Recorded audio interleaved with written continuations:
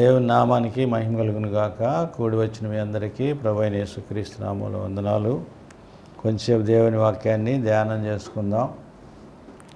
ఎఫెసీయులకు రాసిన పత్రిక 1వ అధ్యాయము 17వ వచనం చదువుకుందాం.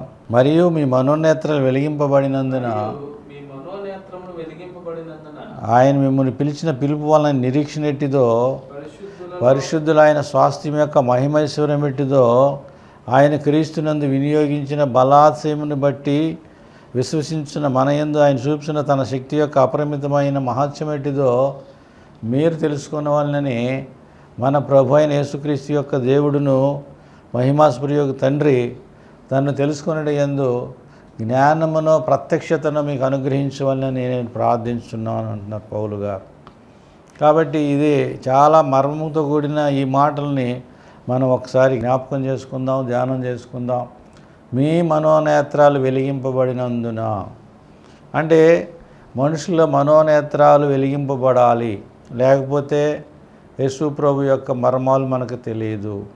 మనోనేత్రాలు వెలిగించబడినాయి కాబట్టి చెప్తున్నాడు, మీ మనోనేత్రాలు వెలిగింపబడినందున ఆయన మిమ్మల్ని పిలిచిన పిలుపు వలన నిరీక్షణ ఎట్టిదో తెలుసుకోవాలి. మనల్ని పిలిచిన పిలుపు, మనం కలిగి ఉన్న నిరీక్షణ, ఎందుకోసం మనం నిరీక్షణ కలిగి ఉన్నాము, నిరీక్షణ ఎక్కడ ఉంది, నిరీక్షణ గురించి కూడా మనం ఒకసారి గమనిద్దాం.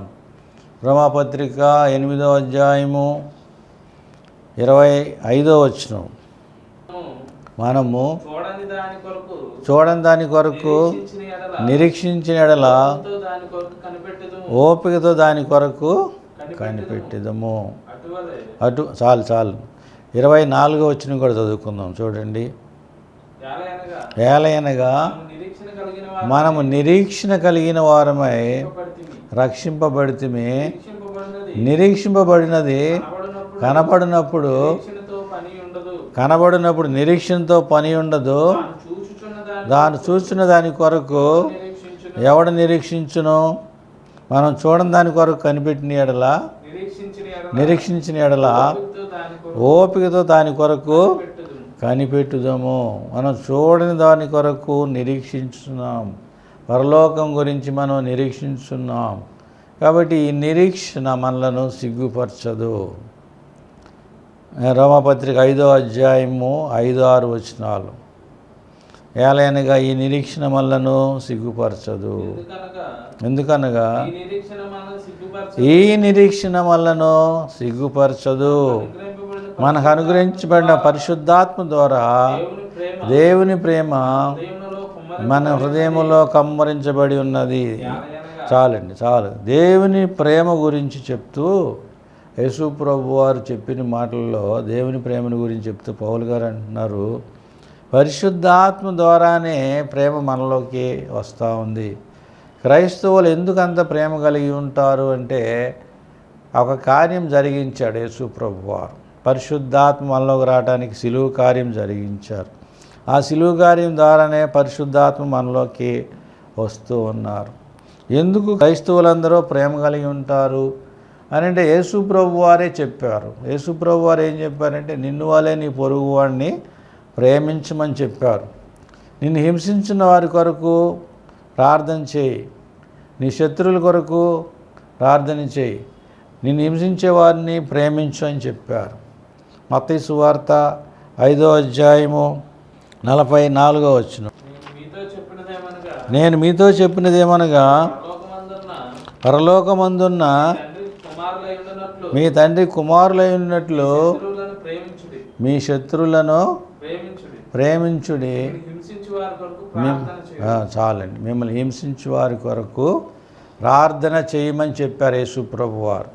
యేసు ప్రభు వారు చెప్పి మనల్ని వదిలేయలేదు. యేసు ప్రభు వారు మన బలహీనమని తెలుసు కాబట్టి ప్రేమించమని చెప్పి మనల్ని వదిలేయలేదు. ఆ ప్రేమను కూడా ఆయనే మనలోని తీసుకురావడానికే ప్రభువారు సిలువెక్కారు. ఈ మర్మం ఎంతో గొప్పది. మనలోకి ప్రేమ రావడానికి కారణం యేసు ప్రభు యొక్క సిలువ. యేసు ప్రభు సిలువ లేకపోతే కనుక, యేసు ప్రభు నందు విశ్వాసం లేకపోతే కనుక ఏ మానవుడు కూడా ప్రేమ కలిగి ఉండడు. ఏ మానవుల్లోకి పరిశుద్ధాత్మ దేవుడు వచ్చి ఉండడు. కాబట్టి దేవుడు పరిశుద్ధాత్మను మనకు పంపించి పరిశుద్ధాత్మ ద్వారా ప్రేమను మనలోనికి కుమ్మరిచ్చారని ఈ వాక్యం ద్వారా మనం నేర్చుకుంటూ ఉన్నాం, తెలుసుకుంటూ ఉన్నాం. రోమాపత్రిక 5వ అధ్యాయము 5-6 వచనాల ద్వారా మనం గ్రహిస్తున్న మాటలు చూడండి. ఈ నిరీక్షణ మనల్ని సిగ్గుపరచదు. మనకు అనుగ్రహించబడిన పరిశుద్ధాత్మ ద్వారా దేవుని ప్రేమ ఏ విధంగా దేవుని ప్రేమ నీలోకి నాలోకి రావాలి. యేసు ప్రభు వారు ఉచిత సలహా ఇచ్చి వెళ్ళిపోలేదు. యేసు ప్రభు వారు చెప్పిన ప్రసంగంలో, కొండ మీద ప్రసంగంలో 5వ అధ్యాయం మెయిన్గా చెప్పిన మాటలు మనం ఇప్పుడు చదువుకున్నాం. 5:44 మనం చదువుకున్నాం. నీ శత్రువులను ప్రేమించాలి, నిన్ను హింసించే వరకు ప్రార్థన చేయాలి అని చెప్పిన మాట. మనుషులందరికీ మనకు తేడా ఉంది. మనుషులందరూ పగ పెట్టుకుంటారు, మనుషులందరూ పగ తీర్చుకుంటారు, మనుషులందరూ హత్యలు చేస్తూ ఉంటారు. కానీ క్రైస్తవులకైతే యేసు ప్రభు వారు చెప్పిన మాట ఏంటంటే, నీ శత్రువులను ప్రేమించాలి, నిన్ను హింసించే వరకు ప్రార్థన చేయాలి. ఈ మాటలు చెప్పిన యేసు ప్రభు వారు మనల్ని ఒట్టిగా వదిలేకోకుండా ఆయన చేసిన పుణ్యకార్యం ద్వారా పరిశుద్ధాత్మ మనలోకి పంపించారు. ఆ పరిశుద్ధాత్మ ద్వారా యేసు ప్రభు ప్రేమను మనలోకి కుమ్మరిస్తూ ఉన్నారు. ఆ తర్వాత చదివినట్టయితే రోమపత్రిక 5వ అధ్యాయము 7వ వచనం, నీతిమంతుని కొరకు సహితం ఒకడు చనిపోవుట అరుదు, మంచివాని కొరకు ఎవడైనా ఒకవేళ చనిపోవచ్చును, తెగింపవచ్చును. అయితే దేవుడు మన ఎడల తన ప్రేమను వెల్లడిపరుచున్నాడు. ఎట్లనగా మనం ఇంకనూ పాపులమై ఉండగా క్రీస్తు మన కొరకు చనిపోయాను. ఎందుకు చనిపోయాడు క్రీస్తు అంటే, పరిశుద్ధాత్మను మనకు పంపించడానికే క్రీస్తు యుక్తకాలములో చనిపోయాడు. తర్వాత వచనం, కాబట్టి ఆయన రక్తం వలన ఇప్పుడు మీ నీతిమంతులుగా తీర్చబడి మరింత నిశ్చయముగా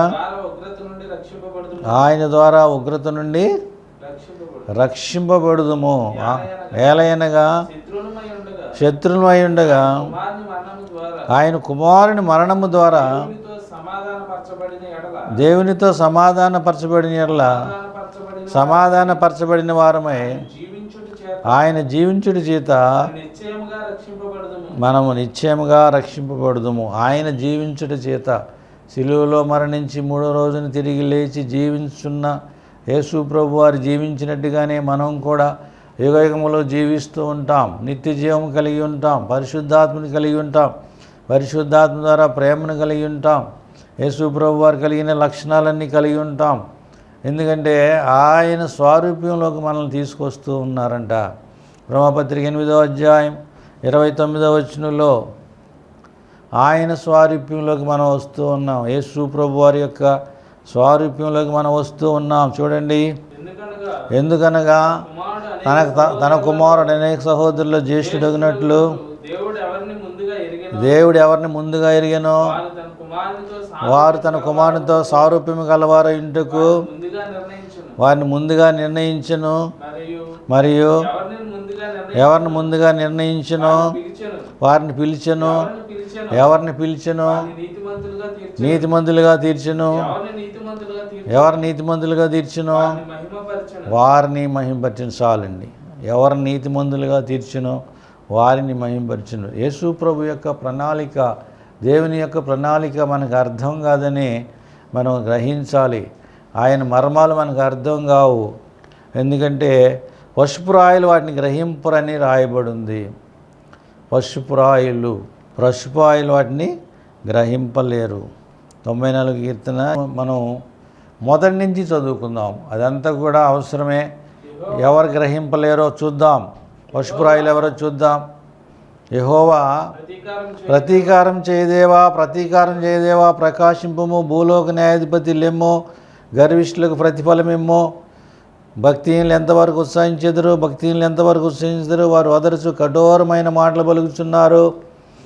దోషం చేయవారు బింకములాడుచున్నారు. యెహోవా చూచట్లేదు, యాకోబు దేవుడు విచారించట్లేదు అనుకుని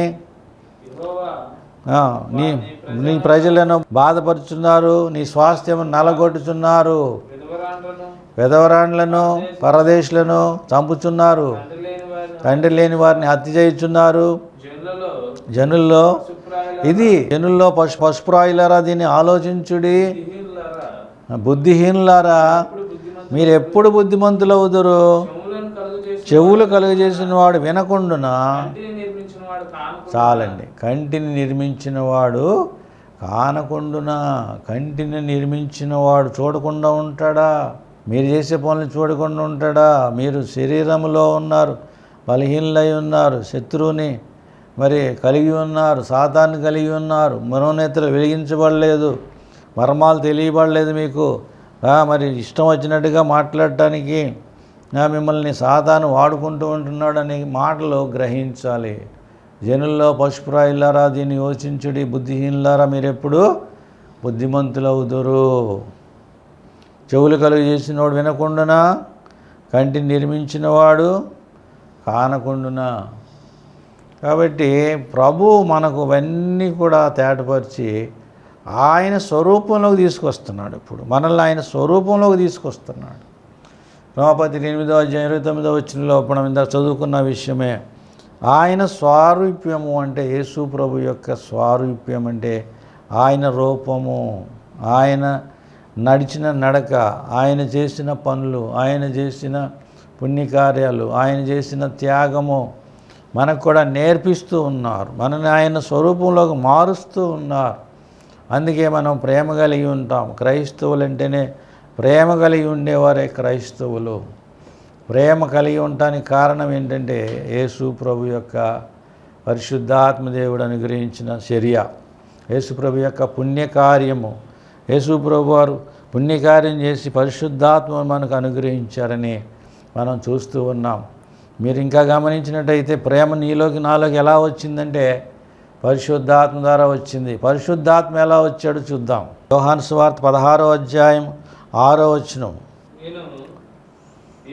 నేను ఈ సంగతులు మీతో చెప్పుట వలన మీ హృదయం దుఃఖముతో నిండి ఉన్నది.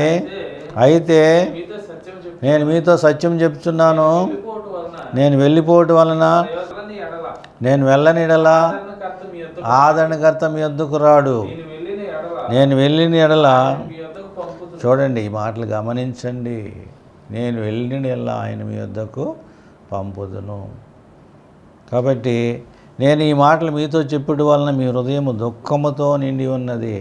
యేసు ప్రభు వారి శిష్యులతో చెప్తున్నారు, నేను ఇక వెళ్ళిపోతున్నాను అంటే 33.5 సంవత్సరాలకి ఎలా వెళ్ళిపోతాడు ఈయనని, చచ్చిపోతాడేమోనని వాళ్ళందరూ కూడా ఏడుస్తూ ఉన్నారంట. మీ హృదయం దుఃఖముతో నిండి ఉన్నది. అయితే నేను సత్యం చెప్తున్నాను, నేను వెళ్ళుట వలన మీకు ప్రయోజనకరము అని చెప్పాడు. ప్రభు అయిన యేసుక్రీస్తు వారు శిలువ కార్యం చేయడానికే ఆయన శరీరాన్ని ధరించుకున్నారు. శిలువ కార్యం చేయాలంటే మనిషిగా రూపమెత్తాలి. దేవుడు మనిషిగా రూపమెత్తి శిలువ కార్యం చేశాడు. ఎందుకంటే ఆత్మరూపంలో ఉన్న వాళ్ళకి మనము శిక్ష విధించలేం. ఆత్మరూపంలో ఉన్న వాళ్ళు శిలువ వేయించుకోలేరు. కాబట్టి యేసు ప్రభు వారు శరీరాన్ని ధరించుకున్నారు మనకులాగా.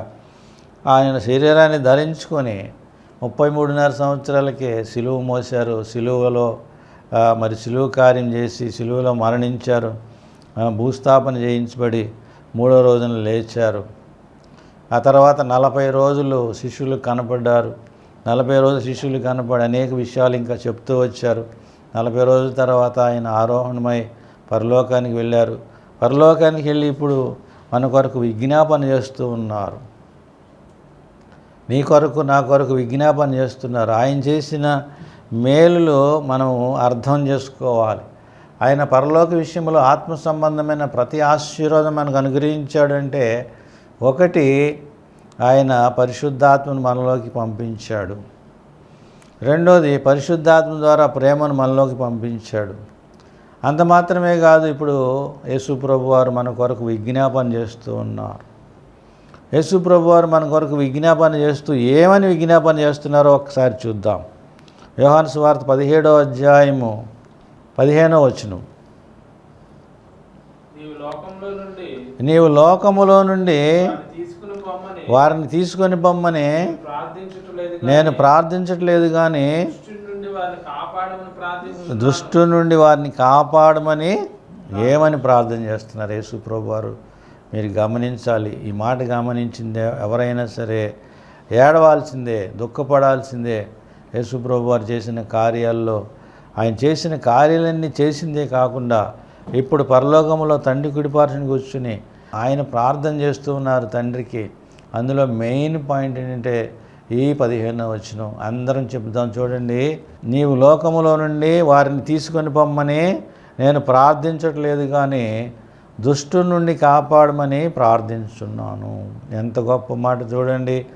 మనం ఈ రోజున మనం సంతోషంగా ఉన్నామంటే, మనం సాతాను చేత పీడింపడట్లేదంటే, యేసు ప్రభు వారు నా కొరకు, నీ కొరకు, మనందరి కొరకు ఏర్పాటు చేయబడిన వారి కొరకు, ఇందా మనం చదువుకున్నట్టుగా నిర్ణయించబడిన వారి కొరకు, నీతిమంతులుగా చేయబడిన వారి కొరకు, మహింపరచబడిన వారి కొరకు ప్రార్థన చేస్తూ ఉన్నారు.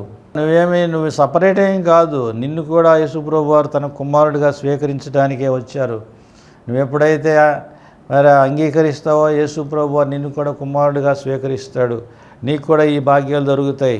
మనందరికీ ఈ భాగ్యాలు కలిగి ఉంటాం, పరలోకానికి సిద్ధంగా ఉంటాం. ఆయన ఎప్పుడు వచ్చినా కూడా మనం సిద్ధంగా ఉండాలంటే యేసుప్రభు వారు ఇచ్చిన పరిశుద్ధాత్మను కలిగి మనము నడుస్తూ ఉండాలి. పరిశుద్ధాత్మ ద్వారా ప్రేమను మనం కలిగి ఉండాలి. మూడవదిగా ప్రేమే కాకోకుండా మనలోకి ప్రార్థనా జీవితాన్ని కూడా ఆయనే ఇచ్చారు. ప్రార్థిస్తూ ఉన్నారు మన కొరకు. యేసుప్రభు వారు మన కొరకు ప్రార్థన చేస్తూ చెప్పిన మాట ఏంటంటే, ఇప్పుడే వీళ్ళని చంపొద్దు, వీళ్ళకి 70-80 సంవత్సరాల వరకు భూమి మీద ఉంచమని, శత్రువుని నాశనం చేయమని దేవుడికి ప్రార్థన చేస్తూ ఉన్నారు. రెండో మాట చూస్తే ఇంకో మాట కూడా చెప్పారు 9వ వచనంలో, యోహాను సువార్త 17వ అధ్యాయం 9వ వచనం. నేను వారి కొరకు ప్రార్థన చేయుచున్నాను, లోకం కొరకు ప్రార్థన చేయట్లేదు. నీవు నాకు అనుగ్రహించిన వారు నీ వారైనందున వారి కొరకే ప్రార్థన చేయుచున్నాను. నావన్నీ నీవి, నీవి నావి. వారి యందు నేను ఎవరి కోసం ప్రార్థన చేస్తున్నారంటే, తండ్రి అయిన దేవుడు ఎవరినైతే ఆయనకు అప్పగించారో వాళ్ళ కోసం మాత్రమే ప్రార్థన చేస్తున్నాడు, కానీ లోకం కొరకు నేను ప్రార్థన చేయట్లేదని చెప్తున్నారు.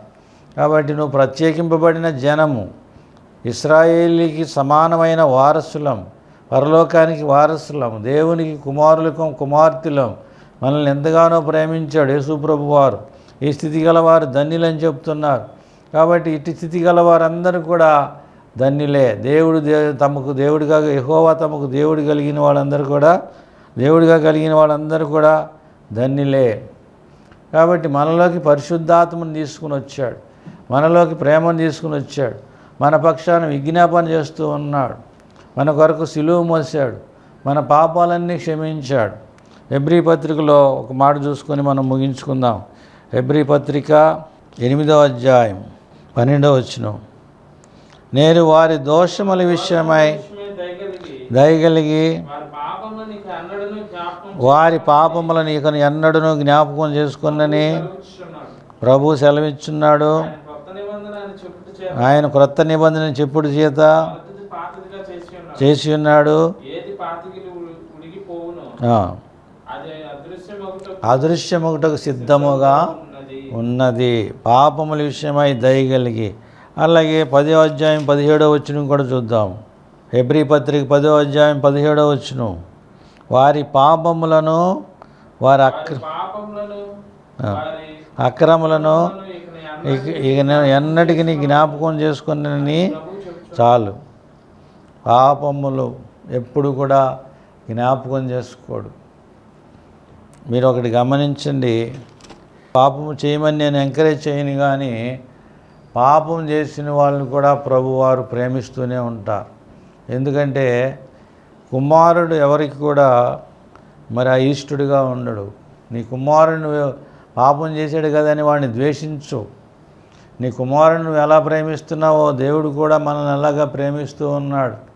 చాలామంది అనేది ఏంటంటే, మీ దేవుడు పాపం చేసిన వాళ్ళు కూడా ప్రేమిస్తాడు, పాపం చేసిన వాళ్ళకి కూడా పరలోకానికి తీసుకెళ్తాడు, న్యాయం లేదని చెప్పేసి అంటున్నారు. అది కాదు. మనం కుమారులుగా స్వీకరించబడ్డాం, మనం కుమార్తెలుగా స్వీకరించబడ్డాం.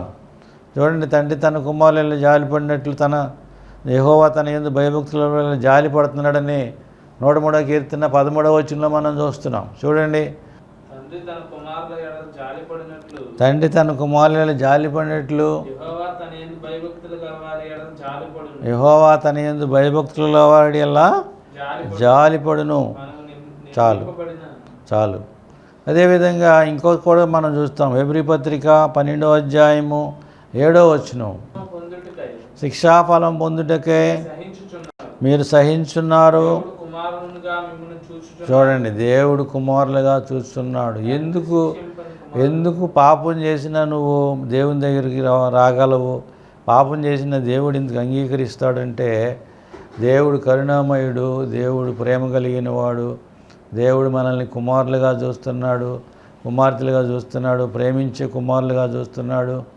ఇక్కడ చూస్తే హెబ్రీ పత్రిక 12వ అధ్యాయము 7వ వచనములో శిక్షాఫలం పొందుటకే మీరు సహించున్నారు.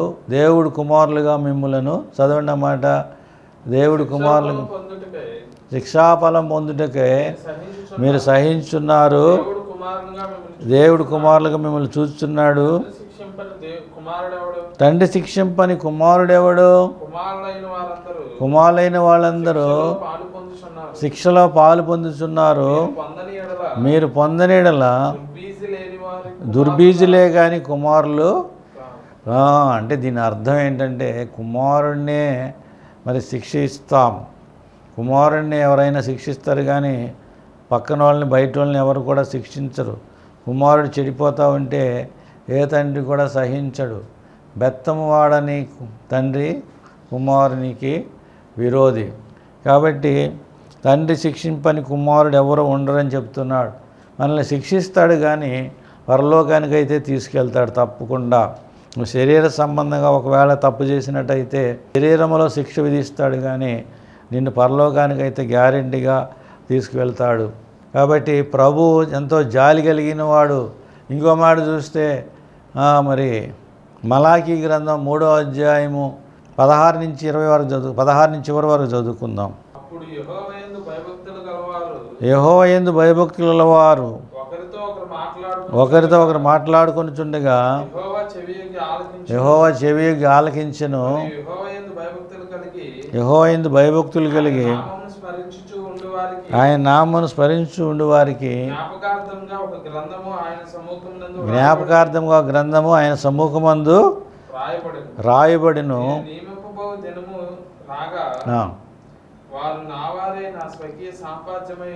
వారు నావారే నాకు స్వకీయ సాంపాద్యమై ఉందురు. ఇది అండర్లైన్ చేసుకుందాం. తండ్రి తను సేవించు కుమారుని కనికరించి రీతిగా కనికరించునని. సో దేవుడు జాలి పడుతున్నాడు, కనికరిస్తున్నాడు. కనికరింపడి మనల్ని కూడా కుమారులుగా చూస్తూ ఉన్నాడు. మనం చేసిన పాపాలన్నిటినీ కూడా ఆయన లక్ష్యమంచుడు. వారి పాపములకి ఎన్నడూ కూడా నేను జ్ఞాపకం చేసుకొని అంటున్నాడు. అలాగని పాపం చేయమని కాదు. నువ్వు ఆల్రెడీ పాపం చేశాను, నన్ను ఏం చేస్తాడని భయపడక్కర్లేదు. నువ్వు తిరిగి వస్తే చాలు. చిన్న కుమారుడు తిరిగి వచ్చినట్టుగా, చిన్న కుమారుడు కథ మనందరికీ తెలుసు. చిన్న కుమారుడు మరి లోకా సువార్త 15వ అధ్యాయము 17వ వచనంలో బుద్ధి వచ్చినప్పుడు చిన్న కుమారుడు తిరిగి వస్తూ అనుకుంటున్నాడు, నేను ఇక మీదట నీ కుమారుడని అనిపించుకొనుటకు యోగ్యుడను కాను, నన్ను నీ కూలి వారిలో ఒకనిగా పెట్టుకొనమని అతనితో చెప్పిందనుకుని లేచి తండ్రి వద్దకు వచ్చింది. ఇది మనం చేయాల్సింది. ఒకవేళ ఒకవేళ అవిధేయత కానీ బలహీనత కానీ కలిగి ఉన్నావా, ఒకవేళ దేవునికి విరోధంగా నడుస్తూ ఉన్నావా, భయపడక్కర్లేదు. దేవుని దగ్గరికి వస్తే దేవుడు అన్నీ కూడా నీకు మళ్ళా సెట్ రైడ్ చేస్తాడు. నిన్ను మంచివాడిగా చేస్తాడు. నిన్ను పరలోకానికి మళ్ళీ వారసుడిగా చేస్తాడు. తండ్రికి వారసుడిగా చేస్తాడు. చిన్న కుమారుడు తిరిగి వచ్చినప్పుడు తండ్రి ఎలాంటి మనసు కలిగి ఉన్నాడో అలాగే నువ్వు నేను కూడా తిరిగి వచ్చినట్టయితే ప్రభువు మంచి మనసు కలిగి మనల్ని స్వీకరిస్తాడు. రక్షణ అనే శిరస్త్రాణం ఇస్తాడు, రక్షణ వస్త్రాలు ఇస్తాడు, చెప్పులు ఇస్తాడు. ప్రభువు నిన్ను ఆశీర్వదిస్తాడు, పరలోకానికి సిద్ధం చేస్తాడు. పడిపోయానని జారిపోయానని కుంగిపోవద్దు. శ్రమలు వస్తున్నాయని కుంగిపోవద్దు. యేసు ప్రభు వారు నిన్ను రక్షించడానికే సిలువ కార్యం చేశారు, సిలువలో మరణించారు. ఆయన తిరిగి రాబోతున్నారు. ఆయన కొరకు మనం కనిపెట్టుకొని ఉండాలి. ఈ నిరీక్షణ వల్లను సిగ్గుపరచదు. యేసు ప్రభు వారు ఎంత ప్రేమ కలిగిన వారంటే ఆయన నీ కొరకు నా కొరకు సిలువలో రక్తం కార్చినారు. చివరిగా ఒక మాట చూసుకుని ముగించుకుందాం. 1 యోహాను పత్రిక 1 అధ్యాయము 5, 6, 7 వచ్చిన చదువుకుని ముగించుకుందాం. మేము ఆయన వలన విని మీకు ప్రకటించి వర్తమానమేమనగా దేవుడు వెలుగై ఉన్నాడు, ఆయన చీకటి ఎంత మాత్రమును లేదు, ఆయనతో కూడా సహవాసం గలవారని చెప్పుకొనుచు చీకటిలో నడుచుకునే ఎడల మనం అబద్ధమాడుచు సత్యమును జరిగింపకుందుము. అయితే ఆయన వెలుగులో ఉన్న ప్రకారము మనం వెలుగులో నడిచిన ఎడల మనం అన్యోన్య సహవాసం గలవారమైందుము. ఇప్పుడు ఆయన కుమారుడైన యేసు రక్తము ప్రతి పాపము నుండి మనల్ని పవిత్రులుగా చేయును. చాలండి. ఆయన కుమారుడైన యేసు రక్తం ద్వారానే ప్రతి మానవుడు కూడా నీతిమంతులుగా పాపరహితుడిగా చేయబడుతున్నాడు. ఆయనకి స్తోత్రం. చిన్న ప్రార్థన చేసుకుని ముగించుకుందాం. మీ కొరకు ప్రార్థన చేస్తాను. ప్రేమగల తండ్రి, దగిలిన తండ్రి, బిడ్డలు మీరు ఆశీర్వదించండి అయ్యా. మరి వాళ్ళు కూడా ప్రభు నీ సన్నిధి తిరిగి రావడానికి కృప అనుగ్రహించండి. నీలో నిలబడుతున్న వాళ్ళని ప్రభు బహుగా ఆశీర్వదించు. పడిపోయిన వారు లేవనెత్తండి. ఈ టీవీ ప్రార్థనా టీవీ ఫ్యామిలీని కూడా మీరు ఆశీర్వదించి బిడ్డలకు రావాల్సిన ప్రతిఫలం దయచే. నన్ను కూడా మీ పనికి వాడుకున్నందుకే స్తుతిస్తున్నాం. మాకు కూడా రావాల్సిన ప్రతిఫలం అనుగ్రహించు. బిడ్డలను దీవించమని యేసు నామములో అడిగి వేడుకుంటున్నాం తండ్రి. ఆమేన్. Praise lord. అందరికీ